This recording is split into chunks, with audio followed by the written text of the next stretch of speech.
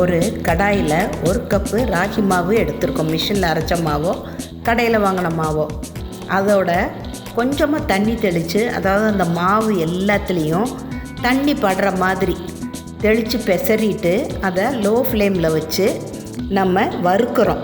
சூடு வந்தால் போதும், லேசாக கலர் மாறும், அப்போ எடுத்து ஆற வச்சிடலாம். 1 டீஸ்பூன் ஹீப்டு கோபுரமாக பாசிப்பருப்பு கோல்டன் கலரில் வறுத்துட்டோம். எள்ளையும் அதே மாதிரி பொரியிற மாதிரி வறுத்து எடுத்துக்கிட்டோம். கருப்பு எள்ளோ வெள்ளை எள்ளோ.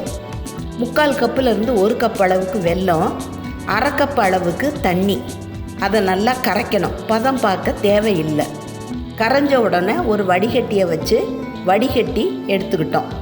இந்த வெள்ளை தண்ணியோட ஒரு பேனில் மாற்றிட்டோம். வடிகட்டி வச்சுருந்தோம்ல அதோட இந்த பாசிப்பருப்பு, எள்ளு, ஏலக்காய் பொடி எல்லாமே சேர்த்தாச்சு. கொஞ்சம் சுக்கு வேணுன்னா போட்டுக்கலாம், அது நம்ம இஷ்டம்.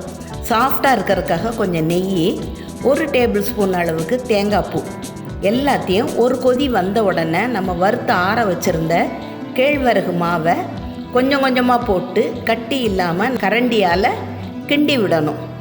இப்போ அந்த சர்க்கரை தண்ணி எல்லாத்தையுமே மாவு இழுத்துக்கிறோம். கொஞ்சம் கெட்டியான உடனே கைனால் தொட்டு பார்த்தா பிசுக்கு பிசுக்குன்னு இல்லாமல் இருக்கிற நேரத்தில் அதை கொஞ்சம் நேரம் மூடி வச்சு அதுக்கப்புறம் பிடிச்சி எடுத்து நல்லா கொதிச்சிட்டு இருக்க தண்ணியில் 10லேருந்து 12 நிமிஷம் அந்த மாவோட தன்மைக்கு தகுந்தாப்பில் வேகிற நேரம் மாறுபடலாம். கொஞ்சமாக எடுத்து இப்படி உருட்டி பாருங்கள். புட்டுக்கெல்லாம் உருட்டி பார்ப்போம்ல, அது மாதிரி. இப்போ நல்ல ஆரோக்கியமான சுவையான கேழ்வரகு இனிப்பு கொழுக்கட்டை ரெடி.